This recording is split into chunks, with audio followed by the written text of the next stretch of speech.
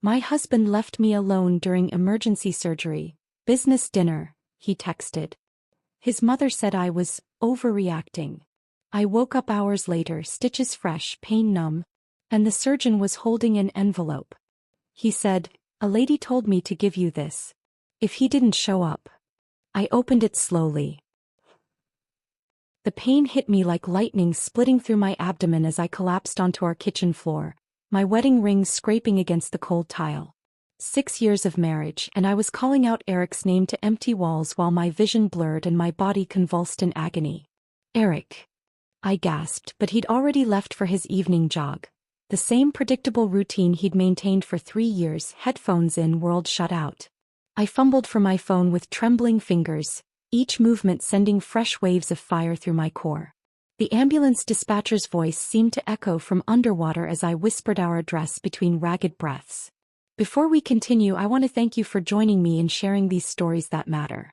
If you believe that women deserve partners who show up during their darkest moments, please consider subscribing. It's free and helps us reach more women who need to hear this. Now let's see how this betrayal unfolds. For weeks, I'd been telling Eric something was wrong. The stabbing pains that woke me at night, the nausea that made me rush from important dinners, the exhaustion that left me hollow-eyed and shaking. "You're stressed," he'd said, not even looking up from his laptop. "Maybe see a therapist. This anxiety thing is getting old, Christina." His mother had been worse. "Some women just dramatize everything," she told him over Sunday dinner while I sat right there, fork halfway to my mouth. My generation didn't have time for all these mysterious ailments. But this wasn't anxiety. This was my appendix rupturing, flooding my body with poison while I lay alone on our anniversary tile, the expensive Italian marble Eric had insisted on because it added value to our investment. The paramedics found me conscious but barely coherent, vital signs dropping fast. "Ma'am, we need to get you to surgery immediately," the younger one said, his face grim as he checked my pulse. "This is life-threatening. Is there someone we can call?" "My husband," I whispered, giving them Eric's number as they loaded me onto the stretcher. The sirens wailed as we raced through the city streets, but all I could think about was how Eric would react. Would he panic? Drop everything? Finally realized that maybe, just maybe, I wasn't the dramatic wife his mother painted me as? The emergency room was a blur of harsh fluorescent lights and urgent voices. "Acute appendicitis with perforation," I heard someone say. "We need to get her prepped now." A nurse leaned over me, her expression kind but professional. "Honey, we're trying to reach your husband. The surgery can't wait, but we'll keep calling." I wanted to tell her not to bother. Deep down, in that place where wives keep their most painful truths, I already knew he wouldn't come. Eric had perfected the art of convenient absence over the years, missing my father's funeral because of a crucial client meeting, skipping my birthday dinner for a golf tournament, arriving 3 hours late to my college reunion because he lost track of time. But this was different. This was life and death. They wheeled me into pre-op, where the anesthesiologist explained the risks in a gentle voice that made everything feel surreal. "Your husband will be here when you wake up," the nurse assured me, squeezing my hand. I nodded, wanting to believe her, needing to believe that after 6 years of marriage Eric would choose me over whatever else demanded his attention. My phone buzzed once as they prepared to take me into surgery. One message. My heart actually lifted. Maybe he was racing here, maybe he'd gotten the calls, maybe. "Can't come. Business dinner. Handle it." 8 words. 8 words to dismiss the fact that his wife was about to go under the knife, alone, while her body fought a potentially fatal infection. 8 words that somehow managed to be both cruel and casual, like he was declining an invitation to coffee rather than abandoning his spouse during a medical emergency. The surgical team saw my face crumble. They saw the tears that finally came, hot and bitter, as the reality crashed over me. The anesthesiologist gently took my phone and set it aside. "We're going to take excellent care of you," he said softly. "You're going to be okay." But I wasn't okay. As the anesthesia pulled me under, my last conscious thought wasn't about the surgery or the pain or even the fear of dying. It was the crushing realization that I had married a man who could reduce my life-threatening emergency to an inconvenience he could simply text away. While I fought for my life on the operating table, Eric was probably ordering wine and discussing quarterly projections, my crisis already forgotten. The business dinner. Always the business dinner. It was his escape hatch from every uncomfortable moment, every emotional demand, every instance where being a husband required more than his minimum effort. Hours later, when I first opened my eyes in recovery, the silence confirmed what I already knew. No flowers. No worried face hovering over me. No hand holding mine. Just the steady beep of monitors and the antiseptic smell of a hospital room where I'd nearly died alone. The nurse checked my vitals with practiced efficiency. "Your surgery went perfectly," she said warmly. "You're going to make a full recovery. Your husband hasn't arrived yet, but—" "He's not coming," I whispered, my voice hoarse from the breathing tube. The words tasted like truth, bitter, final, and somehow liberating. She paused, her expression shifting to something deeper than professional sympathy. "I'm sorry, honey. Some people just don't understand what really matters." But I was beginning to understand. As I lay there in that sterile room, fresh stitches pulling at my skin and pain medication dulling the edges, I finally saw our marriage clearly. Eric hadn't just failed me tonight. He'd been failing me for years, one convenient absence at a time. And somewhere in that moment of absolute clarity, something inside me shifted. The woman who had begged for his attention, who had made excuses for his coldness, who had accepted crumbs of affection like they were feast, she was dying on that hospital bed. What would wake up in her place was something entirely different.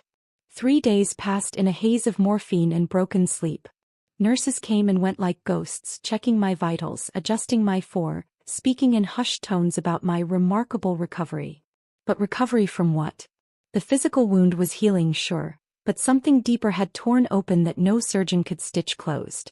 I kept expecting Eric to walk through that door with his sheepish smile and some elaborate excuse. Maybe he'd bring those overpriced roses from the fancy florist downtown, the ones he bought whenever his guilt finally outweighed his indifference.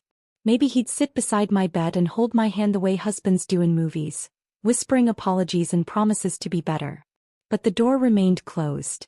My phone stayed silent. On the 4th morning, I woke to find Dr. Martinez standing beside my bed, his usually confident demeanor replaced by something I couldn't quite read. He held a manila envelope in his hands, turning it over slowly like he was weighing whether to give it to me.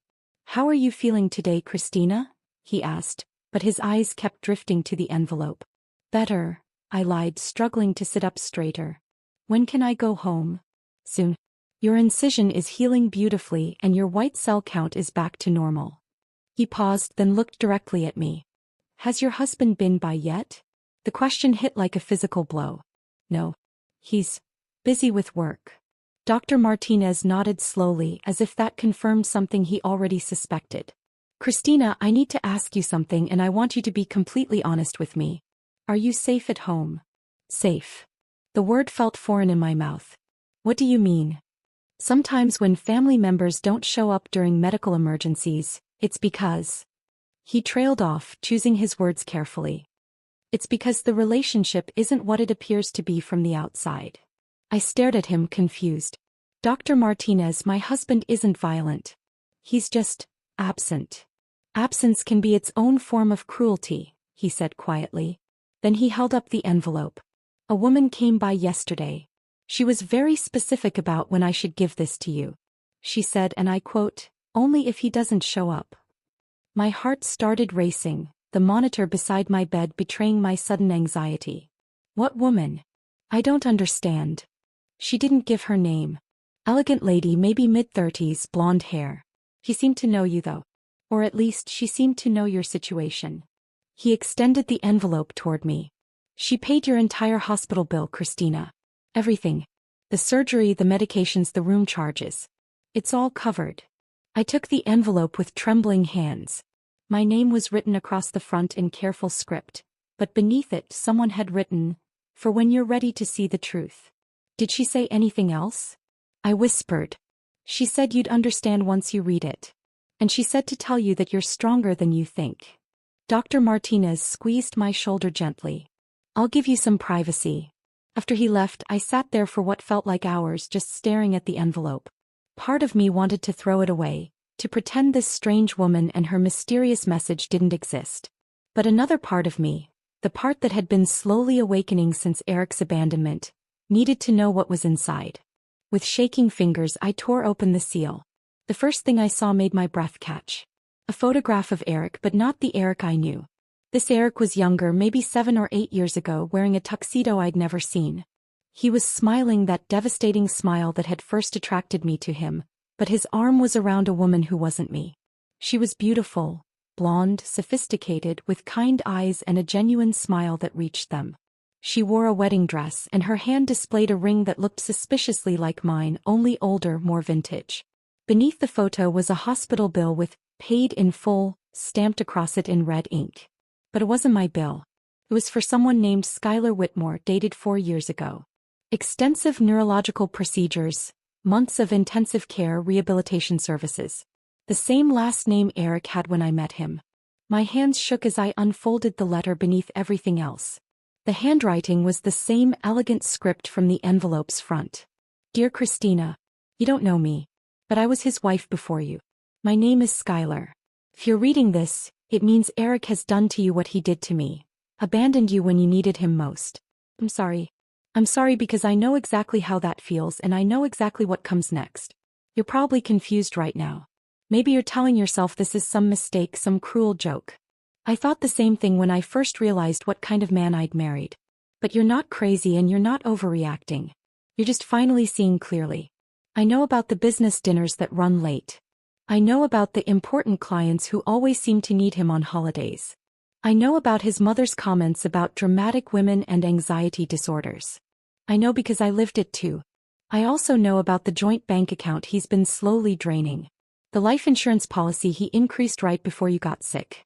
The private conversations he's been having with his lawyer about protecting assets in case of medical expenses. Christina, I need you to understand something. What happened to you wasn't an emergency to him. It was an opportunity. I stopped reading, my vision blurring with tears that weren't from pain medication. The letter fluttered in my hands as the full meaning of her words sank in. He hadn't just abandoned me. He'd been planning for this moment, preparing for it. While I lay in surgery fighting for my life, Eric had been calculating how my potential death might benefit him financially. The woman in the photo, Skylar, had been through this exact same scenario. And somehow she'd survived to warn me. But how? And why now? I looked at the photo again, studying her face more carefully. There was something familiar about her eyes, something that made me think I'd seen her before. Recently. Then it hit me like a physical blow. The woman who'd been in the hospital elevator 3 days ago, the one who'd smiled at me with such knowing sadness. The woman who'd held the door and said, "Take care of yourself, honey. You're stronger than you know." It had been her. Skylar. Eric's first wife. The wife who was supposed to be dead. My fingers trembled as I turned to the second page of Skylar's letter, desperate to understand how a dead woman could be walking hospital corridors and paying my medical bills. I suppose you're wondering how I'm writing this letter when Eric told everyone I died 4 years ago. The truth is both simpler and more devastating than you might imagine. We were married 9 years ago in the same church where you probably had your ceremony. Eric has a pattern, he even recycled the same vows, the same honeymoon destination, probably the same promises about growing old together. That first year was magical. He was attentive, romantic, everything I'd dreamed of in a husband. He called me his angel, and promised to love me in sickness and in health. Then something changed. It started small, forgotten anniversaries, cancelled dates, that distant look in his eyes when I spoke about my day. By year 2 he'd mastered the art of being physically present but emotionally absent. Sound familiar? The headaches began during our 3rd year. At first they were manageable, just occasional migraines that Eric dismissed as stress from my job at the art gallery. "You're working too hard, Skylar," he'd say, barely looking up from his phone. "Maybe you should quit and focus on being a wife." But the headaches got worse. Blinding pain that left me curled up in our bedroom with blackout curtains drawn.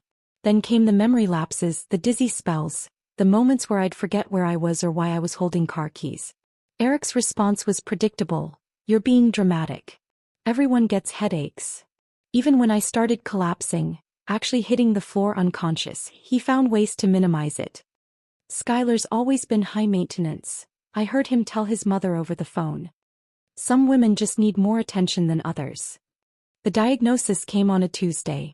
Arteriovenous malformation in my brain. A tangle of abnormal blood vessels that could rupture at any moment. The neurologist explained it in terms that made Eric's face go white. Major surgery required, months of recovery, no guarantees about cognitive function afterward. How much will this cost? Was Eric's first question. Not, will she be okay? Not, what are her chances? Just dollars and cents. The surgery was scheduled for the following month. Eric seemed supportive, asking the right questions, holding my hand during consultations. I actually believed he was scared of losing me. What I didn't know was that he'd already contacted a divorce attorney. 3 days before my surgery, he increased my life insurance policy to $500,000. He told me it was just being responsible in case something happened. I signed the papers gratefully, thinking how thoughtful he was to protect our future. I never made it to the scheduled surgery. The malformation ruptured while I was alone in our kitchen, making Eric's favorite dinner as a surprise. I collapsed exactly where you probably collapsed, Christina. The same tiles, the same desperate reaching for a phone, the same husband who wasn't there when I needed him most. But unlike you, I didn't wake up in a few days. I fell into what doctors call a minimally responsive state. Not quite a coma, not quite conscious. I was trapped inside my own body for 4 years and 4 months, aware but unable to move, speak, or signal that I was still in there. Eric visited exactly 3 times. Once to sign papers transferring our joint accounts into his name alone. For medical expenses, he told the staff. Once to authorize moving me from the expensive private facility to a state-run long-term care facility. And once to file for divorce on grounds of mental incapacitation. The nurses didn't know I could hear them discussing it. Poor woman, one said. Her husband says she wouldn't want to live like this. He's already planning the funeral. But I wasn't dying. I was listening. Bernie. Understanding exactly who I'd married. He sold our house 6 months after my collapse. Told neighbors I was deteriorating rapidly, and that keeping it was too painful. The money went into accounts I couldn't access, investments I'd never agreed to, a new car I'd never ride in. 18 months later he met you at some charity function. I know because he actually brought you to see me once, early in your relationship. You probably don't remember. I was just another sad case in a long-term care ward. But you were kind to the nurses, gentle with the elderly patients in wheelchairs. You had no idea you were meeting your predecessor. This is why I value life so much, Eric told you as we left my room. Seeing Skylar like this makes me appreciate every healthy day. He was using my tragedy as a pickup line, Christina. Creating sympathy to make himself seem deeper, more sensitive. 2 years after that visit he married you. I knew because the nurses talked about seeing his picture in the society pages. Didn't his wife just die? One asked. Guess he moved on quickly, another replied. Except I hadn't died. I was very much alive, just trapped in a body that wouldn't obey my commands. The day I woke up, really woke up, was a Tuesday just like the day I got my diagnosis. 4 years and 4 months after my collapse, my eyes opened and stayed open. My fingers moved when I told them to. My voice, hoarse from disuse, actually made sounds. The staff was amazed. They called it a miracle, a 1 in a million recovery. But the first thing I asked for wasn't water or food or even a mirror to see how I'd changed. I asked for a computer. Within hours I'd discovered the truth. Divorced while unconscious. Assets transferred. House sold. Husband remarried to a woman named Christina who looked remarkably like me, just younger and more trusting. You might expect me to tell you I was furious, that I screamed and raged and planned immediate revenge. But lying motionless for over 4 years teaches you patience. It teaches you that emotions are luxuries and survival requires strategy. So I began watching. Learning about you, about your marriage, about the patterns Eric was already repeating. I saw the same distance in his eyes during your public appearances. I recognized the way he checked his phone when you spoke. I knew it was only a matter of time before he did to you what he'd done to me. The only question was whether you'd survive it. I set the letter down, my hands shaking so violently I could barely hold the pages. Skylar hadn't just been Eric's wife. She'd been his victim, discarded like garbage when she became inconvenient. And now I was living her exact same nightmare, just with different details. But she'd survived. Somehow, impossibly, she'd clawed her way back from the edge of death to warn me. The question was, what did she expect me to do about it? I turned to the final page of Skylar's letter with trembling fingers, needing to understand how a woman in a long-term care facility could orchestrate anything, let alone whatever was unfolding around my marriage. By now you're probably wondering how someone who spent 4 years motionless could possibly help you. The answer has a name: Riley Morrison. Riley was my best friend before Eric, during Eric, and thankfully after Eric. She visited me every single week during those 4 years and 4 months when I couldn't respond, couldn't acknowledge her presence, couldn't even squeeze her hand to let her know I heard her voice. She read to me, played music, and most importantly, she promised she'd make things right if I ever woke up. Riley is a corporate attorney, brilliant, methodical, and absolutely ruthless when someone she loves has been wronged. She's also beautiful in that understated way that makes men feel like they've discovered a hidden treasure. Soft-spoken, kind eyes, the type of woman who listens intently and makes men feel like the most interesting person in the room. In other words, she's Eric's perfect target. 3 months after I woke up, Riley and I began planning. Not revenge, that's too emotional, too chaotic. We planned justice, and justice requires precision. Riley spent weeks studying Eric's patterns, his habits, his weaknesses. She discovered he attended monthly gallery openings downtown, always alone, always working the room for potential business connections. He'd grown lazy since marrying you, Christina. Comfortable. Predictable. The Morrison Gallery opening in March was perfect. Riley arranged to be there as a friend of the artist, looking stunning in a simple black dress that cost more than most people's rent. She positioned herself near the wine table, knowing Eric would gravitate toward the expensive champagne. He approached her within 20 minutes. "I haven't seen you at these events before," he said, using the same line he'd probably used on you. Riley played her role perfectly. Interested but not desperate, intelligent but not threatening, successful but not intimidating. "I'm new to the city," she lied smoothly. "Just started at Hartwell and Associates." She named a prestigious law firm, knowing it would intrigue him.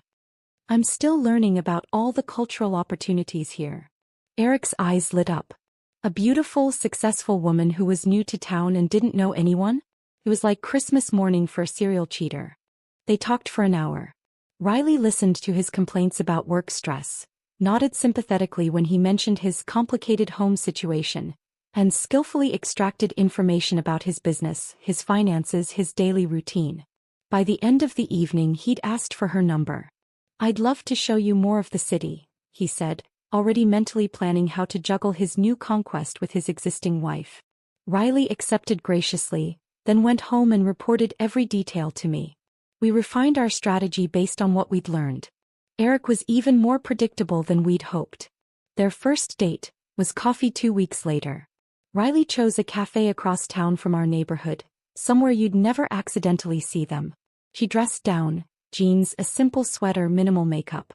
She wanted to seem approachable, not like the sophisticated attorney she actually was. Eric arrived 15 minutes late, testing whether she'd wait. She did, because women who don't wait don't become long-term mistresses. He apologized with flowers, grocery store roses, not even the expensive ones, and launched into complaints about his marriage. "My wife doesn't understand the pressure I'm under," he confided over coffee. "She's so demanding, always needing attention, always having some crisis or another." Riley nodded sympathetically. "That sounds exhausting. You deserve someone who appreciates how hard you work." It was exactly what he wanted to hear. Within a month they were meeting twice a week. Eric told you these were client dinners or networking events. Riley documented every lie, every excuse, every detail of their encounters. But she wasn't just gathering evidence. She was becoming indispensable to him. "You're so different from other women," Eric told her during their second month of meetings. "You actually listen. You understand what it's like to have real responsibilities." Riley smiled and touched his hand across the restaurant table. "I just think successful men deserve partners who support their ambitions instead of creating more stress." By month 3, Eric was completely hooked. He started making increasingly bold statements about his future, about what he wanted from life, about the changes he was considering. "Sometimes I think about what life would be like if I could start over," he mused during one of their dinner dates. "Without all the baggage and complications." "What's stopping you?" Riley asked innocently. "Legal issues. Financial entanglements. My wife's name is on everything." He paused, studying Riley's face. "But I've been thinking about restructuring some things, protecting my assets in case." "In case what?" in case she has another medical emergency. Hospital bills can bankrupt you these days. Riley's expression remained neutral, but inside she was documenting every callous word. Eric wasn't just planning to abandon me like he'd abandoned Skylar. He was actively hoping for an opportunity to do it. That's when Riley suggested estate planning. You know, as an attorney, I see people get blindsided by medical crises all the time, she said casually. Have you considered setting up power of attorney arrangements? Trust structures? There are ways to protect your assets that most people never think about. Eric's interest was immediate and intense. Could you help with something like that? I shouldn't really mix business with whatever this is, Riley said, perfectly playing reluctant. But I care about you. Maybe I could review some documents, make sure you're protected. Within 2 weeks, Eric had signed papers giving Riley limited power of attorney for emergency financial decisions. He thought he was being clever, setting up a safety net in case you became a financial liability like Skylar had been. He had no idea he'd just handed control of his entire financial life to the best friend of the woman he'd tried to erase from existence. The beauty of Riley's plan wasn't just that it was legal. It was that Eric had volunteered for every step. He'd pursued her, confided in her, asked for her help, and signed documents giving her access to everything he owned. He thought he was preparing to abandon his second wife. Instead, he was preparing to lose everything to his first wife's best friend. And the most beautiful part? While Eric was busy planning my potential financial ruin, I was at home recovering from surgery, completely unaware that my salvation was already in motion. I stared at the letter, my mind reeling. While I'd been lying in this hospital bed feeling abandoned and betrayed, a carefully orchestrated plan had been unfolding around Eric. He wasn't just a neglectful husband. He was actively plotting against me the same way he'd plotted against Skylar. But unlike Skylar, I wouldn't be facing this alone. I had an ally I'd never even met. The envelope contained one more item I hadn't noticed. A small card with an address and a time. Café Luna, tomorrow 2 p.m. Come alone. R. I was discharged the next morning with strict instructions to rest and avoid stress. The irony wasn't lost on me as I sat in my Uber, clutching Skylar's letter and heading toward what felt like the most stressful moment of my life. But I had to know. I had to meet the woman who'd been playing chess with my husband while I'd been playing house. Café Luna was a small, intimate place tucked between a bookstore and a vintage clothing shop. I spotted her immediately, not because I recognized her but because she was the only woman sitting alone who looked like she was waiting for someone specific.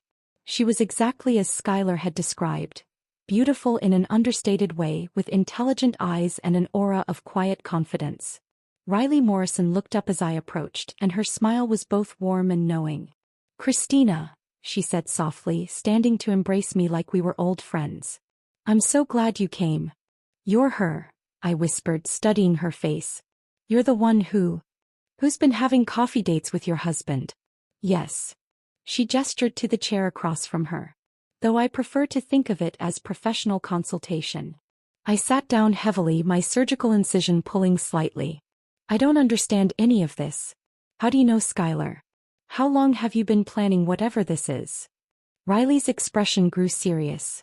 "Skylar and I have been best friends since law school. I was her maid of honor when she married Eric. I was also the one who found her collapsed in her apartment when Eric was conveniently out of town on business." She paused to sip her coffee, and I noticed her hands were perfectly steady while mine were trembling. "I visited her every week for 4 years, Christina. Every single week, I sat beside her bed and promised her that if she ever woke up, I'd make sure Eric never did this to another woman." "But she did wake up," I said, still struggling to process everything. "She did. And the first thing she asked me to do was watch you. Protect you. Because we both knew it was only a matter of time before Eric showed his true colors again." My phone buzzed with a text message. Eric's name flashed on the screen and I felt my stomach clench. Riley noticed my reaction. "He's been trying to reach you all morning, hasn't he?" she asked. I nodded, reading his message. "Where are you? Need to talk." "Important." "He's panicking," Riley said with satisfaction. "Because as of this morning, Eric Whitmore has no access to any of his accounts, his investments, or his assets. Everything is frozen pending investigation into financial fraud." "What?" I stared at her. "How is that possible?" Because 3 months ago, your husband voluntarily signed documents giving me power of attorney over his financial affairs. He thought he was being clever, setting up protections in case you became a financial burden like Skylar had been.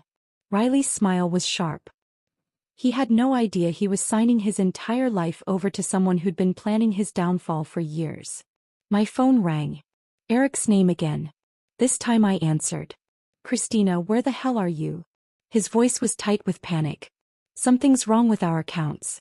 I can't access anything. The bank says there's some kind of legal hold.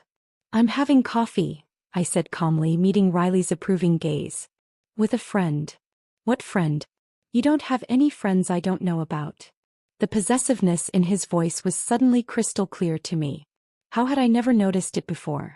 Her name is Riley Morrison. Perhaps you know her. The silence on the other end was deafening. When Eric finally spoke, his voice was different. Calculating, dangerous. Christina, I don't know what someone has told you, but you need to come home right now. We need to talk. About what, Eric? About how you left me alone during emergency surgery. About your business dinner that was more important than your wife's life? Or maybe about Skylar. Another silence. Longer this time. I don't know what lies you've been told. Lies. I laughed, and the sound surprised me with its bitterness. Is it a lie that you divorced your first wife while she was unconscious? Is it a lie that you've been planning to do the same thing to me? Christina, listen to me very carefully. His voice had gone cold. Whatever this woman has told you, whatever documents she's shown you, none of it matters. You're my wife. Everything I own is half yours. Come home and we'll sort this out together. Riley was writing something on a napkin. She slid it across to me. Check your account. I put Eric on speaker and opened my banking app. My personal account, which had contained $3,000 when I went into surgery, now showed a balance of $247,000. How? I whispered. Riley wrote another note. Skylar's settlement from the insurance company. She never spent a penny of it. Christina? Christina, are you there? Eric's voice was getting frantic. I'm here, I said, staring at the number on my screen. I'm just looking at my bank account. It's very interesting. What do you mean? I mean, I'm looking at $250,000 that wasn't there yesterday.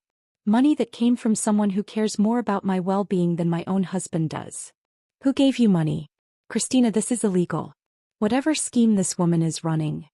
The woman's name is Skylar, Eric. Your first wife. The one who's supposed to be dead. The line went completely quiet. Not even breathing. Finally, Eric spoke and his voice was a whisper. That's impossible. Is it? Because she seems very much alive to me.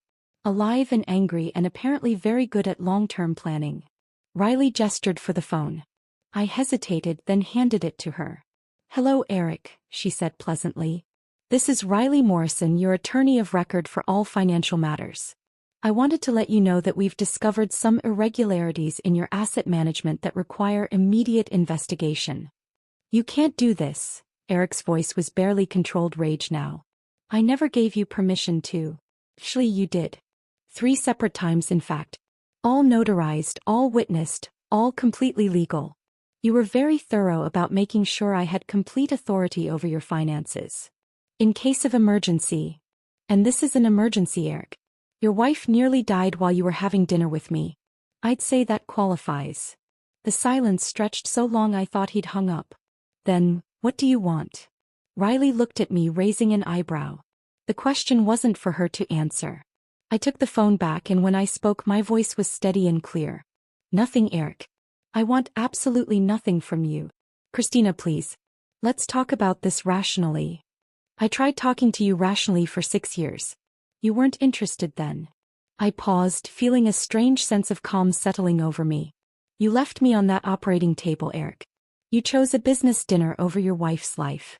So now I'm choosing myself over our marriage. You can't just. Actually, I can. And I am. I looked at Riley, who nodded encouragingly. You left me with nothing when I needed you most. Now I'm leaving you with nothing when you need me most. I hung up the phone and immediately blocked his number. For the first time in 6 years, the silence felt peaceful instead of lonely. Riley reached across the cafe table and squeezed my hand. There's someone who's been waiting a very long time to meet you properly, she said gently. Are you ready? 20 minutes later, we pulled into the driveway of a modest but elegant townhouse in the historic district. The garden was meticulously maintained with late-blooming roses climbing a white trellis by the front door. It was the kind of home that spoke of quiet strength and careful rebuilding. Skylar opened the door before we could knock. In person, she was more striking than her photograph had suggested. The years had marked her. There were lines around her eyes that spoke of pain survived and battles fought, but she carried herself with a dignity that was almost regal. When she smiled, I saw traces of the woman Eric had fallen in love with, but also something harder, more resilient. Christina, she said, and her voice was exactly as I'd imagined it from her letter, warm but measured. I'm so glad you're safe. We embraced on her doorstep, two women who had shared the same nightmare, the same man, the same devastating realization that the person we'd trusted most had been planning our destruction. Her home was a sanctuary. Soft lighting, comfortable furniture, walls lined with books and artwork that spoke of a life carefully reconstructed. She led us to a dining room where a simple lunch was waiting. Soup, fresh bread, tea served in delicate china cups. I hope you don't mind, Skylar said as we sat down. I thought we should meet somewhere peaceful. We've all been through enough chaos. For the first few minutes, we ate in comfortable silence. There was something profound about sharing a meal with these women. One who had saved me, one who had avenged us both, and me, still processing the magnitude of what had unfolded. How long have you been planning this? Finally asked. 4 years, 4 months, and 16 days, Skylar replied without hesitation. From the moment I woke up and learned what Eric had done. But the real planning started when Riley told me he'd married again. Riley set down her teacup carefully. We knew he'd repeat the pattern. Men like Eric don't change, they just find new victims. The question was whether we could intervene before he destroyed another life. Your medical emergency accelerated our timeline, Skylar continued. When Riley told me you'd collapsed and Eric hadn't shown up, we knew it was time to act. I looked between them, these two remarkable women who had orchestrated Eric's downfall with surgical precision. What happens now? Skylar stood and walked to an antique desk in the corner. She returned with a thick folder of legal documents. Now we divide what's rightfully ours. The documents were comprehensive. Property deeds, investment portfolios, bank statements, insurance policies. Everything Eric had accumulated during both marriages, meticulously catalogued and legally transferred. The house you shared with him, Skylar said, sliding a deed across the table. It's yours now. He took my home when I couldn't defend it. You shouldn't lose yours because of his choices. But the investment portfolio we built during my marriage, she continued, indicating another set of papers. Split 3 ways. Riley earned her share through her legal work and emotional labor. You earned yours by surviving him. Riley added her own documents to the pile. His car, his boat, his golf club membership, all transferred legally through the power of attorney he signed. Everything he used to impress other women while neglecting his wives. I stared at the papers, overwhelmed. This is too much. I can't accept. Christina, Skylar's voice was firm but kind. Eric stole 4 years of my life. He planned to steal yours. We're not taking anything that wasn't built on our backs, our sacrifices, our love that he exploited. He was right. Every asset on that table had been purchased with money Eric had earned while we supported him, managed his household, entertained his clients, played the role of devoted wives while he planned our destruction. Riley's phone buzzed with a text message. She glanced at it and smiled grimly. Eric's mother just tried to call him. When he didn't answer, she called his office. Apparently, he's been terminated for misappropriation of company resources. What does that mean? I asked. It means he was using company credit cards to fund his dates with me, Riley explained.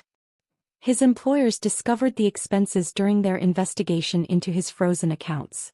Dinner receipts, hotel rooms, jewelry purchases, all charged to the firm while he told them he was courting potential clients. Skylar shook her head. He couldn't even cheat honestly. Over the next hour, we signed documents, notarized transfers, and legally solidified the distribution of Eric's former life. It felt surreal. 3 women sitting around a dining table, calmly dismantling a man's existence with the same methodical precision he'd used to try to dismantle ours. What about Eric? finally asked. What happens to him now? Riley consulted her phone again. His credit cards have been canceled. His lease on that downtown apartment he thought we didn't know about has been terminated. His lawyer dropped him when the retainer check bounced. His family. Funny thing about families, Skylar mused. They're very supportive when you're successful and very distant when you're not. His mother, who called you dramatic for having emergency surgery, hasn't returned his calls since the news broke. His brother changed his phone number. As the afternoon sun slanted through Skylar's windows, painting everything in golden light, I felt something I hadn't experienced in years. Genuine peace. Not the fragile calm of walking on eggshells around Eric's moods, but the deep tranquility that comes from knowing you're exactly where you belong. There's one more thing, Skylar said, producing a final document. This is a restraining order. Legal protection against any attempt Eric might make to contact you, harass you, or interfere with your new life. I signed it without hesitation. As we prepared to leave, Skylar walked me to the door. Christina, I want you to know something. When Eric abandoned you in that hospital, he thought he was proving your weakness. But walking away from someone who needs you doesn't make you strong. It makes you empty. And empty people lose everything eventually. Riley joined us on the porch. We didn't do this out of spite or revenge, she said quietly. We did it because women who survive men like Eric need to stick together. We need to show other women that there's another way. 6 months later, I would learn that Eric was working at a gas station outside the city, living in a studio apartment with furniture from thrift stores. His name had become cautionary tale in our social circles. A warning about men who view wives as disposable assets rather than partners. But that afternoon, standing on Skylar's porch with the 2 women who had saved my life in ways I was still discovering, I wasn't thinking about Eric at all. I was thinking about the future, my future, for the first time in years. They thought we were weak because we loved them, Skylar said as we stood in her garden, 3 women who had survived the same predator and emerged stronger. But love doesn't make you weak. It makes you patient. She paused, looking at both Riley and me with eyes that held all the wisdom of someone who had literally fought her way back from the dead. And patient women win differently. If this story of strategic justice had you on the edge of your seat, hit that like button right now. My favorite part was when Christina hung up on Eric after saying, "You left me on the table, now I'm leaving you with nothing." What was your favorite moment? Drop it in the comments below. Don't miss more empowering stories like this. Subscribe and hit that notification bell so you never miss an upload.